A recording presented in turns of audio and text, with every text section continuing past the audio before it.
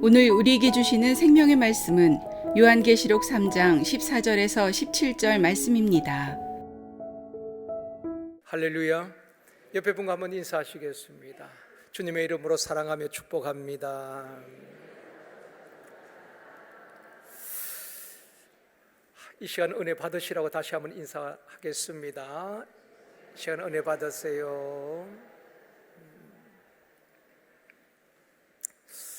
소아시아 7교회에 대한 주님의 평가를 보면은 칭찬과 책망을 받은 교회도 있고, 서문학 교회나 빌라델비아 교회처럼 칭찬만 받은 좋은 교회, 복된 교회도 있습니다. 그런데 유독 라오디게아 교회는 칭찬이 없고 책망만 있는 교회였습니다. 라오디게아 교회는 다른 교회들과 비교해 볼 때에 이단의 공격을 받거나 큰 핍박을 받았다고 기록되어 있지 않습니다. 또 교회 내부적으로 성도들 간에 갈등이 있고 분쟁이 있었다고 성경 기록하고 있지 않습니다. 라오디게아 교회는 사람도 많이 모이고 재정도 넉넉하고 겉으로 보기에는 아무 문제 없어 보이는 그런 교회였습니다. 그런데 주님께서는 그 라오디게아 교회를 향하여서 내 입에서 너를 토하여 버리겠다, 격한 어조로 책망을 하고 있습니다. 성경에 보면은 주님께서 엄하게 책망한 사람들이 있습니다. 가룟 유다를 두고는 주님께서 이렇게 말씀하셨죠. 그 사람은 차라리 태어나지 아니하였더라면은 제게 좋을 뻔하였다. 이보다 비참한 말이 있을까요? 우리가 자녀들에게 하지 말아야 될 말 중에 하나가 내가 너를 왜 낳은지 모르겠다. 그 말은 자녀들 비참하게 만드는 것입니다. 아무리 자녀가 속을 썩인다 할지라도 그런 말은 해서는 안 된다는 것입니다. 그런 말을 들을 때 자녀들이 자존감이 무너지게 되어지고 굉장히 상처를 받게 되는 것입니다. 바리새인과 서기관들에게는 주님께서 어떻게 책망하셨습니까? 화 있을진저 외식하는 서기관과 바리새인들이요, 한 번도 아니고 7번이나 반복해서 화 있을진저 외식하는 서기관과 바리새인이라고 엄하게 책망을 하고 있습니다. 또 한 달란트를 받아서 묻어두었다가 가지고 온 종에게는 악하고 게으른 종이라 이렇게 책망하셨습니다. 그런데 이 라오디게아 교회를 향해서 내 입에서 토하여 버리겠다, 그렇게 책망을 하고 있습니다. 사랑하는 성도 여러분, 오늘 예배를 드리는 우리 모든 성도님들은 주님으로부터 책망이 아니라 잘했다 칭찬받는 우리 모두가 되어지기를 주님의 이름으로 축원합니다. 옆에 분과 한번 인사합시다. 당신은 사랑받기 위해 태어나신 분입니다.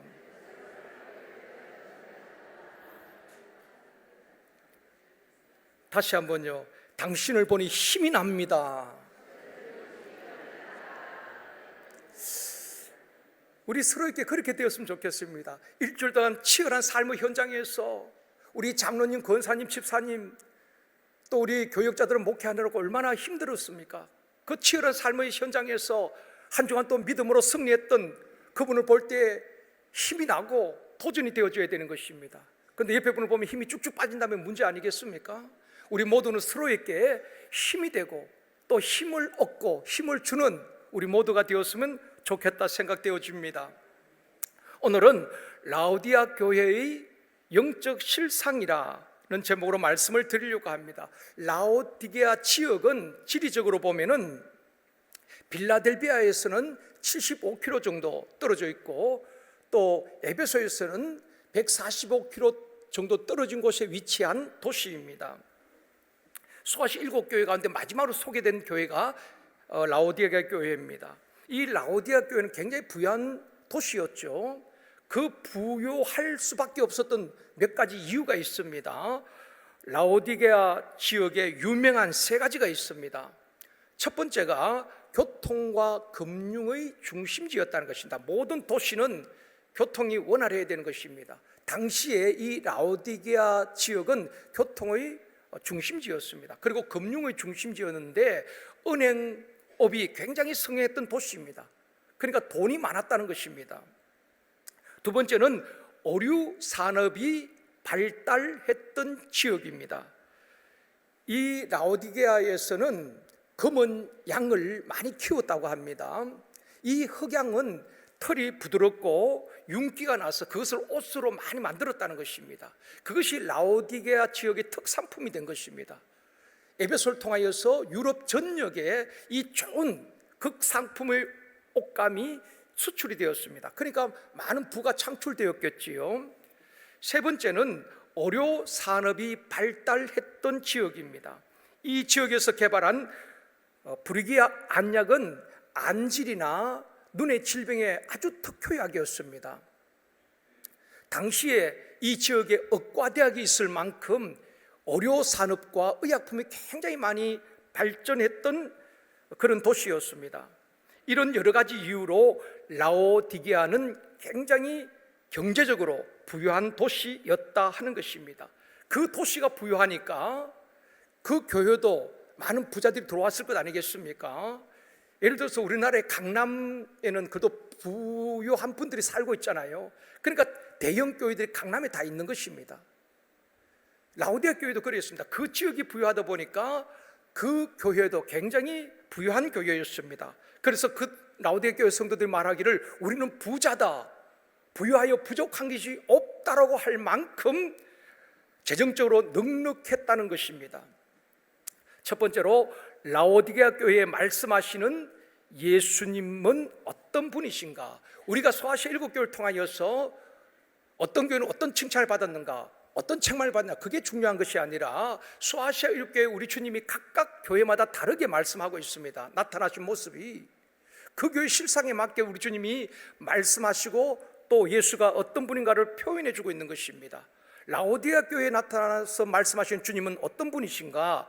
14절에서 말씀합니다. 같이 읽겠습니다. 라오디게아 교회의 사자에게 편지하라. 아멘이시요 충성되고 참된 정인이시요 하나님의 창조의 근본이신 이가 이르시되, 세 가지로 예수님이 어떤 분인가 말씀하고 있습니다. 첫 번째는 아멘이시요, 두 번째는 충성되고 참된 정인이시요, 세 번째는 하나님의 창조의 근본이시라고 말씀하고 있습니다. 첫 번째로 아멘이신 예수님이십니다. 우리가 신앙생활하면서 아멘이라는 말을 많이 합니다. 아멘이 무슨 의미인지, 어떻게 사용되어야 하는지를 우리가 바르게 알고 사용하면 좋겠다 생각되어집니다. 아멘은 세계 모든 그리스도인들이 사용하는 히브리어로 아만에서 파생된 단어가 아멘인 것입니다. 하이델베르크 교리 문답이지요. 129번째 질문이 아멘의 뜻이 무엇입니까? 하는 질문에 답을 이렇게 합니다. 아멘이란 참되고 진실하다, 참으로 그렇게 되리라 라는 뜻으로 쓰여졌다고 말하고 있습니다. 우리가 말씀을 들을 때 아멘으로 받습니다. 또 우리 할렐루야 찬양이 끝나면 우리가 또 아멘으로 화답을 합니다. 그런데 아멘은 어떻게 사용되어야 되는가? 대부분 보면은 또 목사님들이, 성도들이 아멘 안 하면은 혼내키기도 하고, 또 아멘을 의도적으로 유도하는 분들도 있습니다. 할렐루야 하면은 그냥 아무 생각 없이 아멘 이렇게 할 때가 있잖아요. 우리가 아멘이 의미를 바르게 알고 바르게 사용되어져야 하는 것입니다. 아멘의 사용 방식은 크게 세 가지로 이야기할 수가 있습니다. 첫 번째는 기도의 끝맺음입니다. 기도가 하고 난 다음에 마지막 우리가 아멘으로 그렇게 마무리합니다. 아멘은 이 기도는 참되다, 또 기도한 대로 이루어질 줄 믿습니다 하는 의미로 아멘이라고 하는 것입니다. 두 번째는 동의나 확신을 말할 때 우리가 아멘으로 화답하게 되는 것입니다. 말씀을 들을 때에 우리가 아멘합니다. 또 찬양을 우리가 들으면서 아멘으로 화답합니다. 그 말은 그 말씀은 진리입니다, 그 말씀에 동의합니다 라는 확신을 표현하는 것이 바로 아멘이라는 것입니다. 이스라엘 백성들이 52일 만에 성전을 재건했습니다. 그리고 그들은 영적으로 참 갈급했습니다. 수문학 광장에 수많은 사람들이 모여서 학사 에스라를 초청하여서 하나님의 말씀 율법을 듣습니다. 학사 에스라가 강단에 올라가서 말씀을 펼 때에 모인 수많은 이스라엘 백성들이 다 일어나서 아멘, 아멘으로 말씀을 받습니다. 느헤미야 8장 6절 말씀입니다. 같이 읽습니다. 에스라가 위대하신 하나님 여호와를 송축하며 모든 백성이 손을 들고 아멘 아멘 하고 응답하고 몸을 굽혀 얼굴을 땅에 대고 여호와께 경배하니라. 학사 에스라가 강단 위에 올라와서 율법책을 펼 때에 백성들이 다 일제 일어났습니다. 그리고 두 손을 높이 들고 아멘 아멘으로 응답했다는 것입니다. 하나님의 말씀은 참되고 진실합니다. 우리가 그 말씀을 받습니다. 그런 의미로 아멘 아멘으로 응답한 것입니다. 지금 또 어떤 교회에서는 성경 봉독을 할 때에 성도들이 그 자리에 다 일어나서 아멘으로 받는 교회도 있습니다. 세 번째는 축복의 표현으로 우리가 아멘 하는 것입니다. 축복을 받을 때에 그 말씀대로 이루어질 줄 믿습니다 하는 마음으로 우리가 아멘 하고 받아들이는 것입니다. 오늘 본문의 예수님은 아멘이시요, 예수님이 자체가 아멘이란 것입니다. 이 말씀은 예수님이 라오디아 교인들에게 자신을 아멘이라고 소개하는 이유는 나는 진실하고 참되며 거짓이 없는 하나님이라는 것을 표현하고 있는 것입니다. 그래서 나는 아멘이요, 그렇게 말씀하고 있는 것입니다. 이사야 65장 16절 말씀 같이 읽겠습니다. 이러므로 땅에서 자기를 위하여 복을 구하는 자는 진리의 하나님을 향하여 복을 구할 것이요, 땅에서 맹세하는 자는 진리의 하나님으로 맹세하려니. 우리가 복을 구하는 것은 기복신앙과는 다릅니다. 하나님께서 태초에 사람을 창조하시고 복을 주셨고 여호와는 너희에게 복을 주시길 원한다 말씀하셨고, 또 오늘 이사야 65장에 보면은 복을 구하는 자는 진리의 하나님을 향하여 복을 구할 것이라고 말씀하고 있습니다. 많은 사람들이 나름대로 복을 구하지요. 이방 신들에게 복을 구하기도 하고 우상 앞에 복을 구하기도 하고 정한수 떠놓고 복을 빌기도 하는 것입니다. 그런데 성경은 복의 근원 되신 하나님 앞에, 진리의 하나님 앞에 너희 복을 구하라고 말씀하고 있습니다. 여러분, 복을 구하는 기도는 우리가 해야 하는 것입니다. 하나님, 우리 자녀들에게 복을 주시옵소서, 우리 사업장에 복을 주시옵소서. 그게 기복신앙이 아닙니다. 하나님의 영광을 위해서 우리는 복의 근원 되신 하나님 앞에 복을 구해야 하는 것입니다. 이방 사람들은 헛된 신 앞에 구하고 있지 않습니까? 그런데 누구 앞에 구하라고 합니까? 진리의 하나님 앞에 복을 구하라. 여기서 진리의 하나님은 히브리어로 엘로헤 아멘 이렇게 번역이 되어 있거든요. 아멘의 하나님 앞에 복을 구하라, 그렇게 성경에 기록이 되어 있습니다. 아멘의 하나님은 약속을 신실하게 지키시는 하나님이란 그런 의미입니다. 우리 사람은 약속을 하고도 지키지 못할 때가 있잖아요.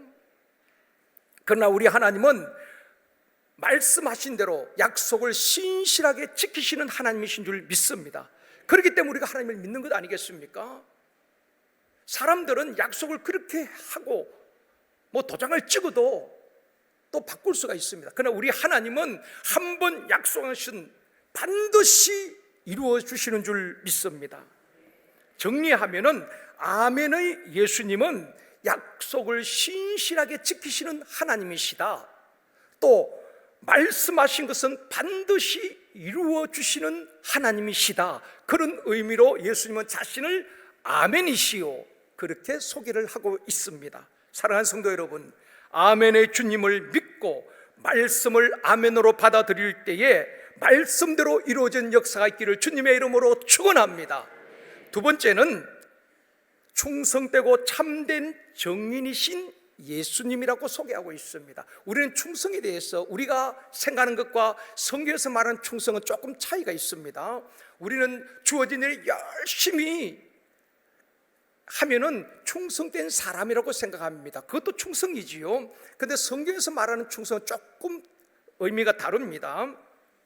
충성의 반대가 배신, 배도, 반역 이런 말로 반대로 우리가 생각할 수가 있습니다.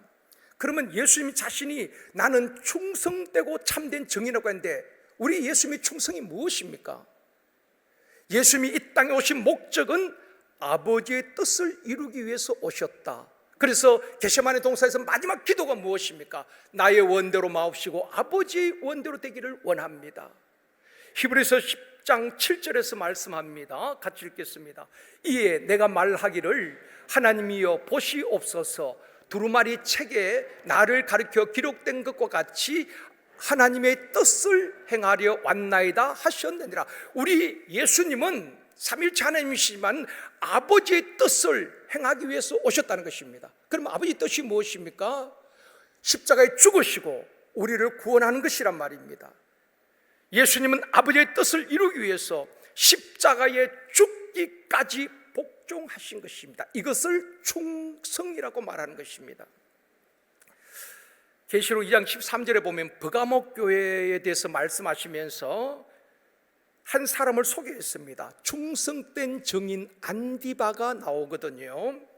이 안디바는 어떤 사람인지는 잘 모르겠습니다. 성경에 자세히 말하고 있지 않습니다. 분명한 것은 당시에 버가모 지역의 우상 숭배와 황제 숭배를 강요당하는 그때에 이 안디바는 예수 이름을 굳게 붙잡고 믿음을 지켜다 순교한 사람으로 많이 이야기하고 있습니다. 말씀을 지키다가 순교한 이 안디바를 향해서 우리 주님은 충성된 증인 안디바라고 말씀하고 있는 것입니다. 충성은 어떤 일을 많이 한 것을 말하는 것이 아니라 하나님의 말씀에 순종하는 자, 그 말씀을 지켜내는 자를 충성이라고 말하는 것입니다. 그런 의미에서 사드락 메삭 아벳노고는 참 충성된 자였죠. 여러분, 사드락 메삭 아벳노고에 대해서 우리가 얼마나 많은 설교를 들었고 또 많이 이야기합니다. 그들이 무슨 큰 일을 한 것도 없어요. 성전을 건축했다든지 봉사를 많이 했다든지 그런 기록 없습니다. 그들은 단지 하나님의 말씀을 지켰다는 것입니다. 바벨론 느부갓네살 왕이 두라 평지에 큰 금신상을 세웠죠. 높이가 60규빗이라고 말하고 있습니다. 한 27m 정도 되는 것입니다. 30m 가까운 큰 금신상을 두라 평지에 세워놓고 낙성식 때에 바벨론의 지도자들, 총독, 수령, 행정관, 재판관, 모든 지방 관원들까지 다 참석하게 합니다. 이 사드락 메삭 아벳느고도 그렇게 그 자리에 참석을 했습니다. 그리고 신상 앞에 절하게 하는 것입니다. 만약 왕의 명령을 어기는 자들은 뜨거운 풀무불에 던져넣겠다. 죽음이지요. 지금 세상 왕의 명령은 큰 금신상, 우상을 만들어 놓고 그 앞에 절하라는 것입니다. 느부갓네살 왕은 우상 앞에 절하라, 그렇지 않으면 너희들 죽이겠다. 그런데 하나님의 명령은 무엇입니까? 십계명 2계명에 보면은 하나님 외에 다른 신이 없다. 그러므로 우상을 만들거나 그 앞에 절하지 말라고 첫 번째, 두 번째 계명을 말씀하고 있는 것입니다. 세상 왕은 그 앞에 우상 앞에 절하라. 하나님은 우상 만들지도 말고 절하지도 말라. 사드락 메삭 아벳노고는 누구의 명령을 따릅니까? 단호히 하나님의 명령을 따라서, 하나님의 말씀을 따라서 절하지 않습니다. 모든 사람들이 엎드려서 왕이여 만세수하옵소서. 절할 때 새 청년은 꼿꼿이 하나님의 말씀을 붙들고 절하지 않습니다. 이것을 충성이라고 말하는 것입니다. 하나님은 이런 충성된 자와 함께 하시고 끝까지 그 생명을 지켜주시는 것입니다. 말씀을 지키는 그 새 청년을 풀무불에 던져졌지만은 풀무불 가운데서도 우리 하나님은 지키시고 보호하셨다는 것입니다. 사랑하는 성도 여러분, 저와 여러분들이 하나님의 말씀대로 살기 위해서 힘쓰고 하나님의 말씀을 지킬 때에 하나님은 우리 생명과 우리 가정과 우리 자녀와 우리 교회를 지켜주실 줄 믿습니다. 내가 지켜달라고 하나님 지켜주시는 것이 아니라 우리가 하나님의 말씀을 지키려고 몸부림칠 때에 우리 하나님은 우리를 지켜주실 줄 믿습니다. 그것이 충성된 사람이란 것입니다.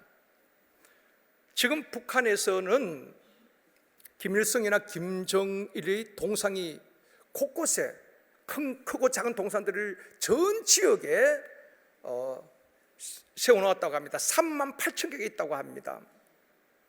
그러니까 뭐 지역마다 다 있죠. 그리고 그 앞에 절하게 하잖아요. 신격화하지 않습니까?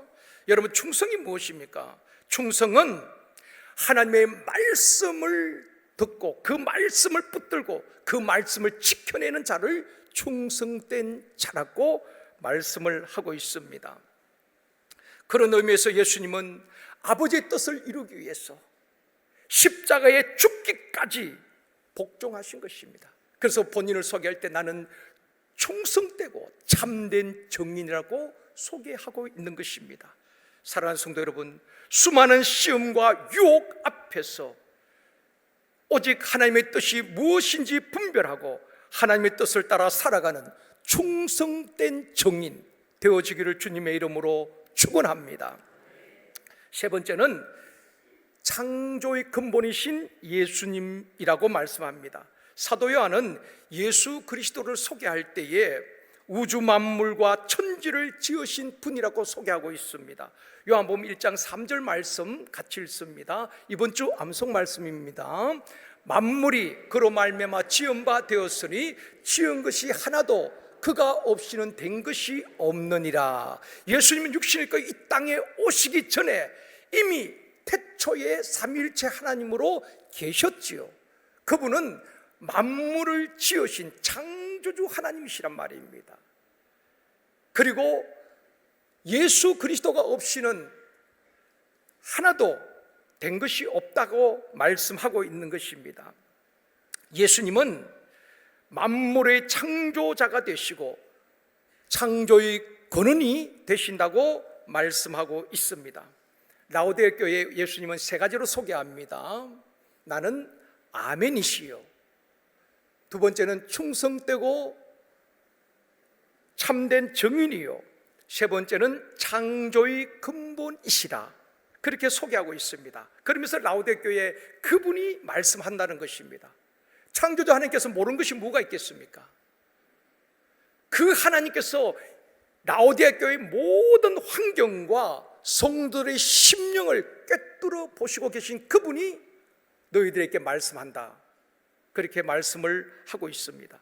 두 번째로 라오디아 교회의 영적 실상입니다.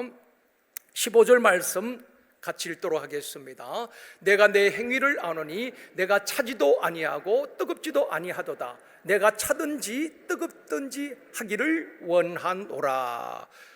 또 어떤 분들은 설교할 때 우리 신앙은 뜨거워야 됩니다, 그렇게 하는데 우리가 주님께서 하고자 하신 말씀의 의미가 무엇인가를 이 라오디아 지역의 배경을 좀 알아야지 우리가 이해가 되어집니다. 당시 라오디게아 지역은 경제적으로 부유했는데 한 가지 문제는 무엇인가 하면 물 사정이 좋지 않았습니다. 물이 부족했다는 것입니다. 그래서 물 공급을 받기 위하여서 수로를 만들었습니다. 이 아래쪽 그 골로새에서 한 물을 끌어오고 또 북쪽에 있는 히에라폴리스 또는 히에라볼리라고도 말합니다. 그곳에서 한 10km가 되는데 거기서 다 수로를 통해서 물을 끌어온 것입니다. 라오디게아는 물 공급을 위하여서 이 골로새와 또 히에라폴리스 지역에서 물을 끌어오기 위해서 수로를 건설했습니다. 수로를 건설했는데 이런 것이 고대의 수로거든요. 이걸 통해서 골로새와 라오디게아에서 물을 끌어다 써야만 했습니다.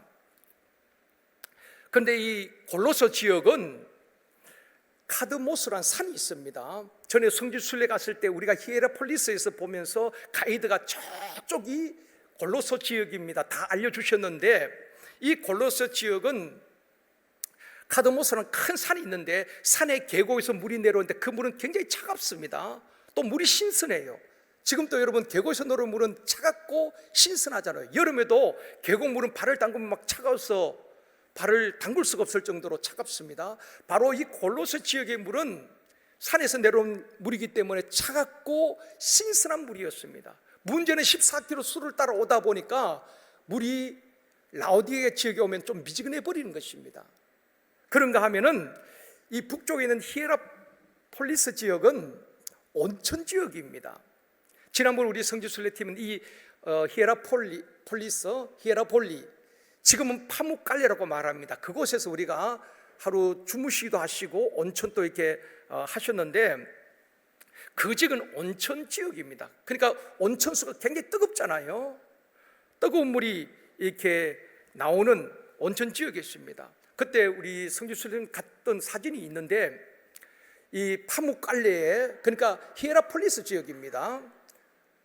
이 물이 온천물입니다. 그리고 이제 흐르는 물에다가 또 발을 담그고, 우리 장로님 또 권사님들 발을 담그고 이렇게 잠깐 온천을 체험한 적이 있습니다. 그런데 문제는 무엇인가 하면 이 헤라폴로 온천수인데 뜨거운 물이 이제 수를 통해서 쭉 오면서 라오디게 지역에 오면은 이 물이 미지근해 버리는 것입니다. 그런데 이 온천수가 석회질인 것입니다. 석회질이다 보니까 그때 갔을 때도 이제 가이드가 물을 마셔보라고 했는데 마시는지 모르겠습니다만은 이 온천수가 미지근해 버리면 석회질이기 때문에 그 물을 마실 수가 없다는 것입니다. 마시면은 비위가 약한 사람 막 구토를 하는 것입니다. 그만큼 마시기가 역겨운 것입니다.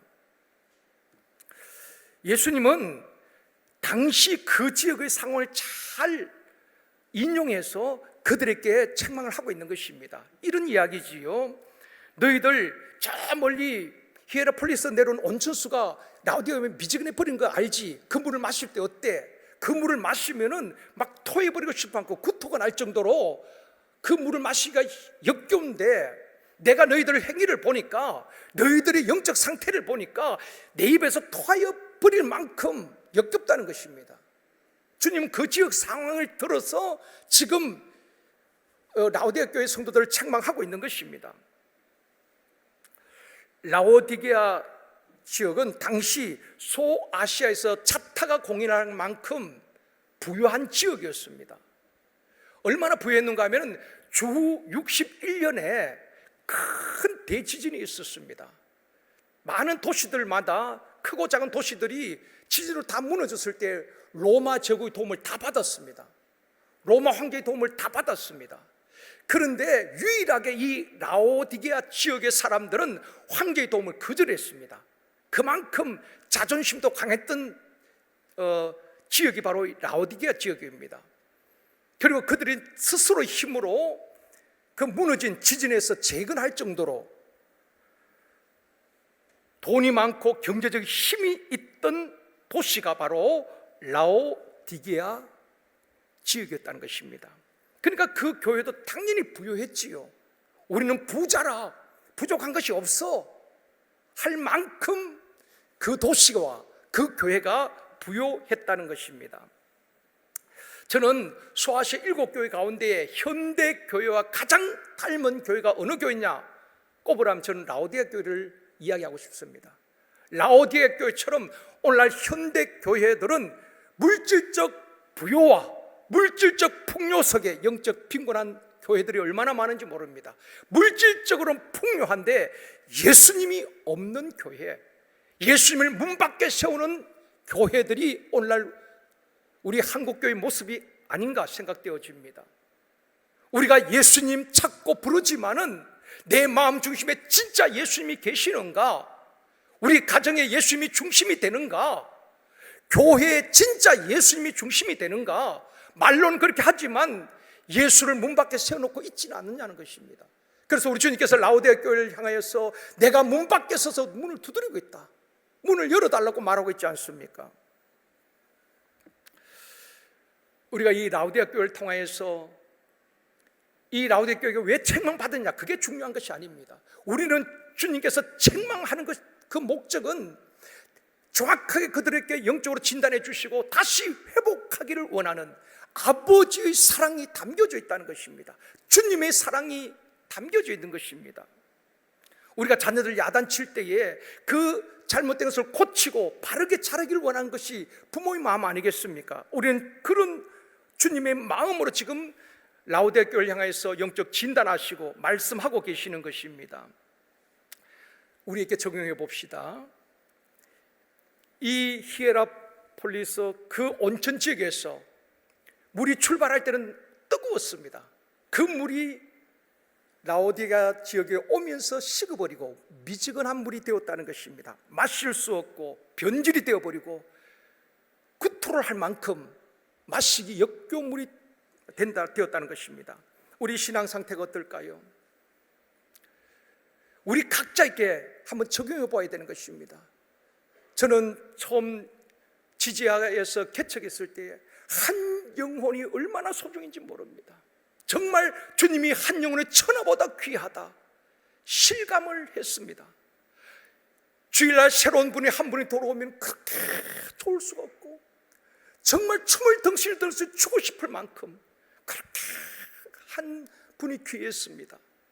또 어쩌다 주일날 한 분이 안 나오시면은 모든 생각이 거기에 집중되는 것입니다. 왜 못 나오셨을까? 시험이 들었을까? 몸이 아프신가? 밥을 먹을 수가 없고 그분과 연락이 되지 않으면 잠을 잘 수가 없었습니다. 날마다 정말 교회에서 철회하면서 살았습니다. 아이들이 어떻게 큰 줄도 모르고 교회에서 자다가 기도하다가 새벽에 인도하고 낮에도 밤에도 교회를 떠날 줄은 몰랐습니다. 그렇게 교회를 사랑하고 성도들을 사랑했는데 지금 제 모습을 보니까 그게 아니에요. 성도들이 정말 아픈 분들 보면 기도는 하지만은 정말 한 영혼의 천하보다 귀하다. 그 뜨거웠던 처음 초심이 아니더라고요. 제가 일주일 내내 하나님 앞에 내 자신을 돌아보면서 회개를 많이 했습니다. 하나님, 나에게 그 마음을 좀 회복시켜 주시옵소서. 한 성도 때문에 밤에 잠을 자지 못하고 먹지 못할 만큼 몸살을 할 만큼 그 영혼을 사랑하는 주님의 마음을 다시 회복시켜 주시옵소서. 그렇게 기도하면서 한 주간을 보냈습니다. 자, 그러면 여러분은 어떻습니까? 여러분 처음 신앙생활 하실 때에, 처음 주님을 만났을 때에, 처음 은혜를 받았을 때 얼마나 좋았습니까? 성경도 잘 몰랐어요. 뭐 에스더가 어디인지도 몰랐지만은 그렇게 좋았던 기억이 있을 것입니다. 교회 가면은 왠지 좋고 주일이 기다려졌던 처음 사랑이 있었을 것입니다. 그런데 10년, 30년 세월이 지나면서 우리가 더 믿음이 성숙하고 하나님의 기쁨이 되어야 되는데 어느 순간부터 순수한 마음이 사라져 버렸어요. 겸손했던 마음이 식어져 버렸습니다. 초심을 잃어버리고 뜨거웠던 열심과 열정이 식어버린 채 의무감에서 그렇게 부담을 가지고 마지못해서 할 때도 있다는 것입니다. 그리고 교회도 익숙해지고 신앙생활도 익숙해지고 사랑과도 익숙해지니까 그때부터 자기 목소리를 내려고 하는 것입니다. 어디서든지. 그런데 주님과의 처음 사랑의 관계가 어떻게 되었냐는 것입니다. 저와 여러분이 주님 정말 처음 은혜를 받았을 때에 주님 사랑합니다, 거짓없는 그 고백이 지금은 습관화되어 버리지 않았는가? 우리 자신들을 한번 살펴보면서 우리 주님께서 라오디게아 교회에게 책망한 것은 너 잘못해서 막 야단치는 것이 아니라 너희들이 지금 영적 상태가 이래, 다시 하나님과의 처음 사랑의 관계를 회복하고 식어버린 그 열정을 회복하고 그 뜨거웠던 신앙을 회복할 수 없겠니? 주님께서 그들을 향해서 사랑으로 그들을 책망하고 있다는 것입니다. 사랑하는 성도 여러분, 식어버린 구원의 감격이, 기쁨이 다시 한번 회복되어지기를 원합니다. 오늘 우리 할렐루야 찬양대에서 찬양하셨지 않습니까? 나 속죄함을 받은 후, 그 다음 뭡니까? 나 속죄함을 받은 후. 우리 할렐루야 다시 앞에 나오시면 또 거기 생각날 겁니다. 나 속죄함을 받은 후 한없는 슬픔이, 아니죠. 자, 제 가사를 알려드릴게요. 나 속죄함 받은 후 한없는 기쁨을 다 헤아릴 수 없어서 늘 찬송합니다. 첫 번째, 두 번째 소절이에요. 우리가 처음 죄사함을 받은 확신이 있을 때에 구원의 감격이 있을 때 얼마나 기뻤습니까? 저는 그 감격을 잊을 수가 없습니다. 내가 죄사함 받았던 그 감격, 정말 그때 얼마나 펑펑 울었는지 모릅니다. 나 속죄함 받은 후 한없는 기쁨을 다 헤아릴 수 없어서 주님을 찬양합니다. 그게 오늘 할렐루야 찬양대였지 않습니까? 찬양이었지 않습니까? 그런데 여러분, 구원의 감격이 지금 또 그 감격이 있습니까? 그 기쁨이 있습니까? 때로는 삶이 팍팍하고 힘들지만은 나 같은 죄인 구원해 주신 그 하나님 은혜로 인하여서 감사합니다. 그 고백이 있냐는 것입니다. 저와 여러분, 식어버린 구원의 감격과 기쁨이, 뜨거웠던 열심과 열정이, 주님 향한 처음 사랑이 다시 한번 회복되어지기를 원합니다.